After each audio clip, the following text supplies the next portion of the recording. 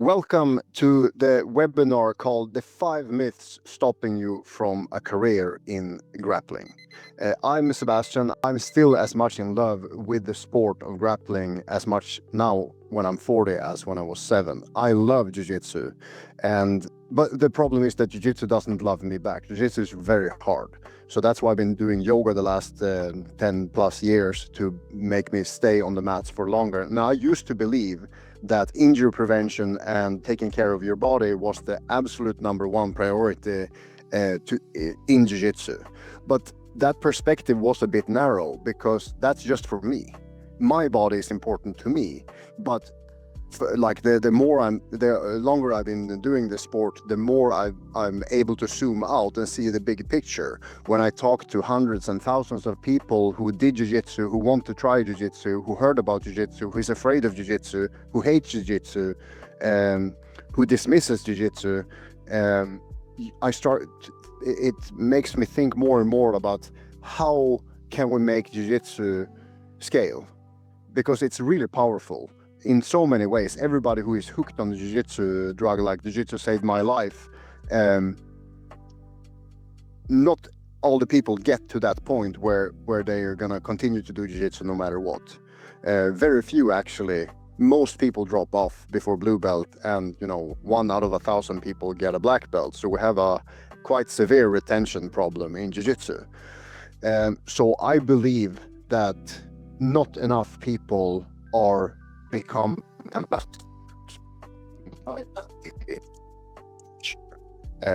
starting a career in grappling. Like, of course, you could have a career in grappling by being a mat cleaner, but like 99.9% of people probably associate a career in grappling as being a teacher. But there is so many different types of stigmas attached to the idea of being an instructor. It's like, as soon as we say a martial arts instructor, some people even call them professor. And you do not need a PhD to teach jiu-jitsu, and you don't have to go to university to become a jiu-jitsu professor. It's just something we say. It's like an honorary title, but there are no jiu-jitsu professors. People that teach jiu-jitsu are basically some guy or some girl who are teaching jiu-jitsu. Maybe they did it for a year, maybe they did it for 10 years, maybe they did it for 1 week. We don't know. There are no standards at all in jiu-jitsu saying who can and can't teach. And I am 100% of the opinion that more people should start teaching jiu-jitsu. But what everybody says when I say that is, well, that means we're going to lower the bar and the quality is going to be lower. And I don't believe so, because I don't believe that the bar and the quality of teaching in jiu-jitsu can get any lower. There are some amazing instructors in the world, and it's possible to learn jiu-jitsu fast, efficiently, safe, but in very few places. Most academies I've been to, maybe I've been to 200 academies around the world and observed thousands of trainings. And the standard of quality of instruction, I'm not talking about quality of the techniques. Techniques aside, the efficiency of the techniques is outside this discussion. But the quality of pedagogy, meaning the art of teaching, is extremely low. The most teachers that are good teachers in the world today are talented. I've not seen many people start off as a really bad instructor, working themselves up to become a great instructor. And I don't mean that to be offensive or rude or provocative or creating clickbait. I just mean that it's random. It's the wild, wild west. And jiu-jitsu is very different from soccer. Even if we were training the same sport, the approach in soccer, the attitude and the strategy for teaching soccer is completely different from jiu-jitsu. You can become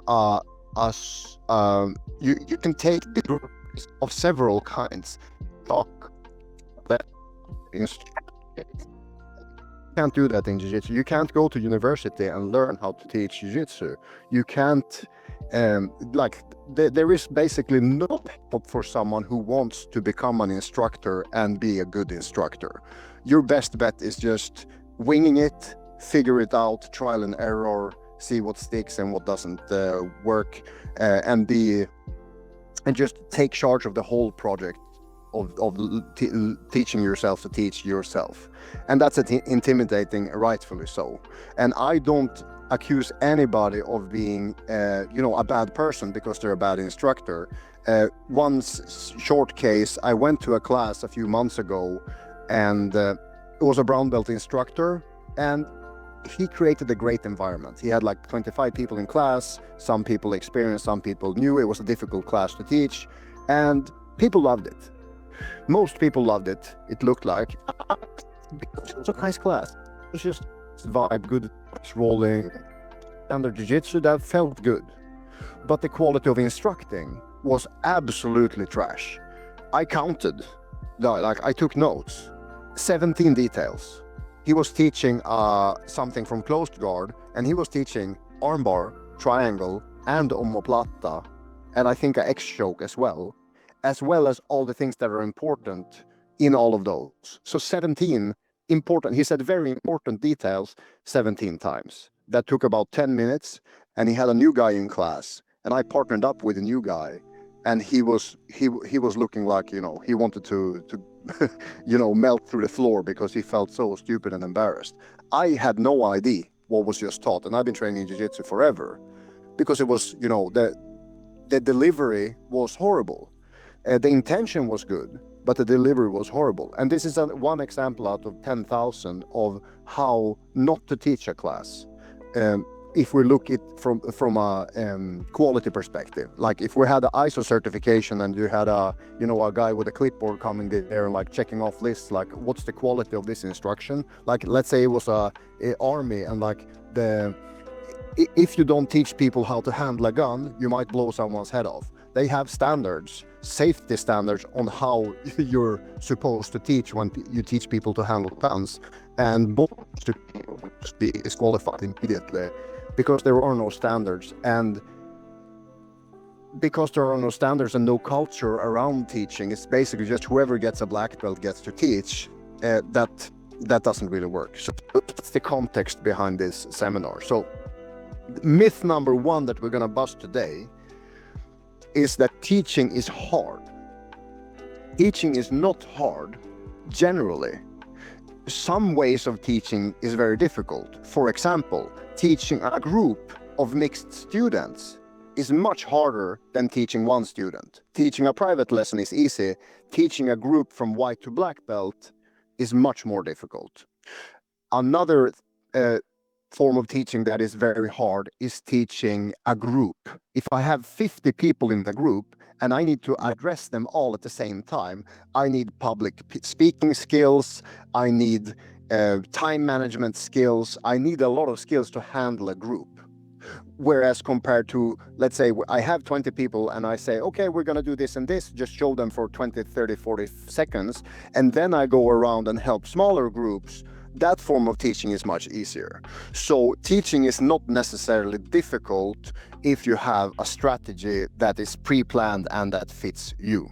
And about that, you don't really need to focus on the like when you start teaching. Like we should talk about that first. Teaching jiu-jitsu as a whole, knowing everything about jiu-jitsu or most things about jiu-jitsu and having a deep understanding of jiu-jitsu and knowing how to teach all of those things, that's difficult. Danaher is like the prime example because he knows almost everything about everything in jiu-jitsu. But you don't need to know everything that those guys, the top level guys, know in order to start teaching. So it is different from like, if you're expecting your students to win the world championship, that's going to take 10, 15, 20 years of hard dedication to get there. But starting teaching is not difficult. Let's say like the first thing that you should maybe teach a student is how to tie their pants and their belt. That's not difficult. It might be difficult because they might be nervous and they might be fumbling, but that's a great place to start, teaching someone how to tie the belt so that they don't feel stupid because they don't get it in the first try, all the way up to John Danaher. So shortening down the expectations of what it means to teach is probably a good first bet. And 99% of people train BJJ not because they want to win a championship. They train because they want to have fun and they want to get fit. I have over 400 people in the community, and everybody without fail says fitness is one of the reasons they train jiu-jitsu. They want to lose weight, or they want to keep the weight off, and they want to be healthy. They want to be fit. That's more popular than any other reason for training jiu-jitsu. And the reason why people come to their first jiu-jitsu class is they might have seen someone who trains jiu-jitsu have better abs than them, and that's their just a vain superficial reason. People want to have something that's fun and that has meaning, and maybe they hate lifting weights because they feel so alone in the gym, and they just want to be somewhere where they can socialize. So these things are much more important than you knowing the names of all the positions, or knowing how Danaher teaches it. So what I'm trying to say is, teaching is hard when you focus on the wrong things. When you focus on the people there and what they're there for, it's not that difficult. Getting people to sweat and have fun and socialize, that's not incredibly hard to learn skills. So I think that when you start teaching jiu-jitsu, you don't teach jiu-jitsu at all. When you start teaching, you should start teaching people one-on-one, and try to figure out, let them kind of decide how fast, you're learning from your student, you're not teaching them, you're learning with them. And I believe that when you start teaching jiu-jitsu, you should always start with a group of people that know a lot less than you. If you're a blue belt and you're going to teach a mixed level class and you have purple and brown belts, never do that. You should always find a group of people that know less than you, which would be a introduction course, a beginner's course, where everybody is brand new. You have a blue belt, or you just trained for 3 years, and you have a bunch of 10 people, like a group of 10 people, and all of them are brand new. That's good, because you're gonna come prepared, I'm gonna teach them this and this and this and this, and then okay, that was 95% too hard, and I just had to tell people this is your right hand, this is your left hand. That's a scenario where you feel like you're super overqualified to teach these people, because they don't know anything. They probably don't know how to sit down on the floor without fumbling. So that's a much better position to be in, where you feel like you have so much to teach them, and you almost don't have time to teach them anything, because they're like small children. You just have to try to figure it out with them, just like teaching a toddler to walk. Much better position to be in. Myth number 2. So the first myth was teaching is hard, and it can be hard, but it's not necessarily hard if you find a good strategy. Myth number 2 is only black belts should teach. This is an elitist kind of up there, us and them pedestal. We take black belts and put them on a pedestal. And to quote John Danaher again, he was asked on the Lex Friedman podcast, how hard is it what does it take to get a black belt in jiu-jitsu? And John Danaher just smiled and said, not much. You basically just have to show up. If you show up for 10 years, 15 years, you're gonna get a black belt eventually. Even just out of pity, even if you still suck, you're gonna get that belt eventually. So it's not a qualifier for anything really, the color of your belt. Example, Renzo Gracie, the blue basement in New York City. I have a friend who was a blue belt or white belt, and he went there, and a purple belt was teaching the class, and he was like, I paid $50 for this class, and why are they letting a purple belt teach it? It's aren't you supposed to be a black belt? It was one of the best classes in his career. Why did Renzo Gracie, who has hundreds of black belts, let a purple belt teach the beginner's class? Because it doesn't matter what belt you have. What matters is how you make people feel and appreciate being in the class. So I've met people who started a BJJ gym, like a jiu-jitsu gym, without any jiu-jitsu knowledge. Running the gym is running a business, and you don't need to be able to teach jiu-jitsu to run a gym. And I met people who trained jiu-jitsu for maybe half a year or a year, and they just started a small group, like Garage Jiu-Jitsu, and it was just him and his brother and 2 friends, and then they learned from there. And many people start without thinking about belts at all, and these days belts become less and less important, just because nogi is so popular, and the traditional jiu-jitsu sounds like you have to go through all these Brazilian customs is becoming less and less important. I think that's mostly a good thing, because I think it's scaring away more people than it's attracting. And one big thing, we can call it black belt syndrome, or we can call it the curse of being an expert, or like the expert bias, which means that the more you know, the harder it is to relate to people who don't know. Think about a stereotypical professor with, the hair being, fluffy like Einstein, and just being like at university and just mumbling to himself and drawing all these calculations, and nobody has any idea what's going on. So he has genius level of understanding of astrophysics, but his ability to communicate it to people who don't know even what they maybe think it's not astrophysics, they think it's astrology. It's so hard for him to be able to relate to the people who ask these questions that it doesn't matter how much he knows. It's what's communicated. So like, it doesn't matter how big your hard drive is, it's how big the bandwidth is of your internet connection. And black belts and experts in fields tends to get a more and more narrow bandwidth unless they actually focus on that. So being a blue belt, or being new to jiu-jitsu, just having a little bit of experience can actually be really beneficial. A perfect example of this is, you have an 8-year-old and you have a 60-year-old. And the 60-year-old, if they're trying to teach the 8-year-old something, it's a hit and miss. It's very difficult for a 60-year-old to be able to really relate to the 8-year-old. They forgot how it felt to be 8-year-old. And the problems and the way that the problems are framed might be it will be very difficult for those people to meet.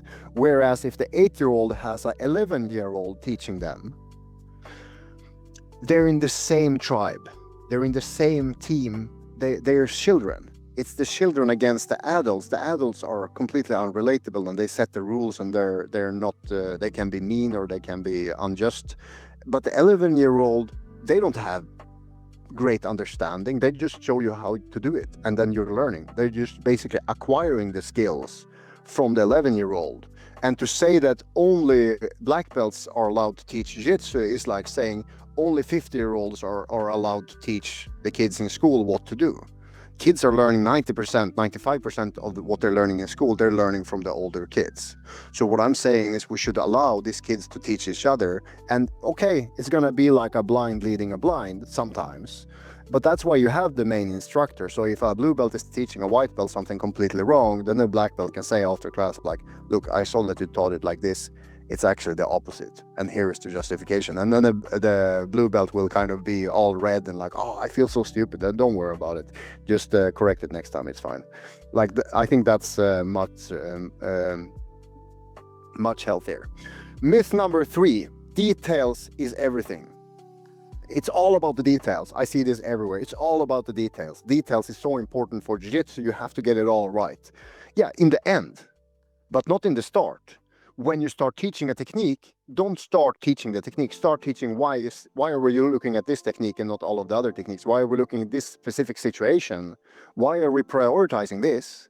Basically, context. Give them context to defend a choke. We need to be able to defend a choke because we might be in a situation where, okay, and you're creating context. So think about it like this: context is king.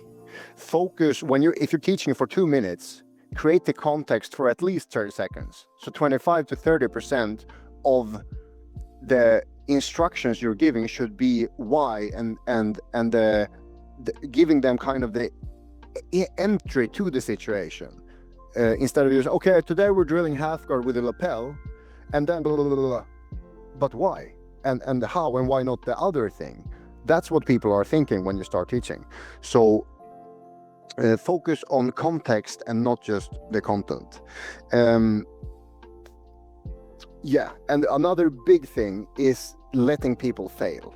The solution bias. So when you're teaching details, you're basically giving them, here's the solution, but you don't even understand the problem yet.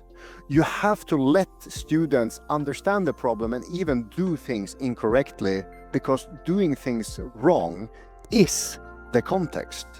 Letting people do an armbar with the wrong hand first, you can basically teach them wrong for a couple of minutes, and then you can ask them, did you feel how that feel? And they're like, yeah, it didn't feel really good. Exactly, that's why we're using the other arm under the elbow and then this. Can you see how this is much better? And then the light bulb moment is so much bigger when they have had time to experience the failures. So when you're focusing on details and solutions, you are robbing them of the opportunity to make the mistakes, because the mistakes that they're doing creates a contrast between right and wrong, and it's so much easier to remember if you both did it wrong and you did it right than just trying to copy someone like a machine. Myth number 4, a belt is enough to teach. We talked about only black belts should teach, but the belt or your jiu-jitsu skills in general is not enough to teach. You need public speaking skills in a class, and you need a strategy to deal with people and issues. And you can be a world champion and still feel like a fraud when you're teaching a class. So you need confidence. You need to know what to do, and you need to be confident that what you're doing is good and correct. So I know a lot of black belts that have imposter syndrome, that are teaching classes and they still feel super uncomfortable and nervous because they have some kind of standard that they feel that they can't live up to. And I would say that myth number 5 is that I'm gonna go teach a class and I'm just gonna teach the stuff that I like. And it might seem genuine that you should practice what you preach, so I should preach what I practice. But what students need, and we're talking about beginners, because what you're teaching black belts, if you're a black belt, is not really relevant. When you're new, when you're a blue or purple belt, or you're just, I have a few years experience and you're teaching beginners, you should not be teaching them what you like, because what you like now is not what you have needed when you were a white belt. So you should not teach what you like. You should teach what they need, and what they need is the absolute fundamentals. And we're going to talk about what those fundamentals are in another webinar, but basically the core basics of jiu-jitsu, more or less 8 positions, side control mount, back mount, a couple of guard passes from different positions. You should focus on this in a curriculum, not just randomly, but you should be able to connect what you're teaching over the course of 2 weeks, 2 months, half a year. All of that should be connected so that they're feeling like there's cohesion and purpose and meaning behind what they're learning. So don't just go there and teach. They call it the 2-step method of teaching, which is basically 2 steps before you open the door of the academy. You're deciding what to teach. Don't do that. Have a structure and have a curriculum. So those are the 5 myths that is probably stopping you from having a career in grappling. And before we end, you don't have to be great to start. You have to start to be great. I think that's a cliche, and it's a very good cliche. And if you want to learn how to teach and do BJJ as a business, I want to help you. Let's hop on a free call. I'm going to post a link here where you can schedule a call with me, free strategy call, how we can get you an education so that you have a clear and sound strategy of what to do when you begin to teach. Some people need, one-on-one mentoring and extra support, and some people want to do this by themselves. But not many people want to start from scratch and have no idea and no clue. It's better to touch the ground with spinning wheels and go really fast in the beginning and having a good and sound plan. So click the link in the chat or below the video to schedule a call with me. And thank you so much for being part of this webinar. And feel free to comment in the chat under, and I'm going to answer all the questions.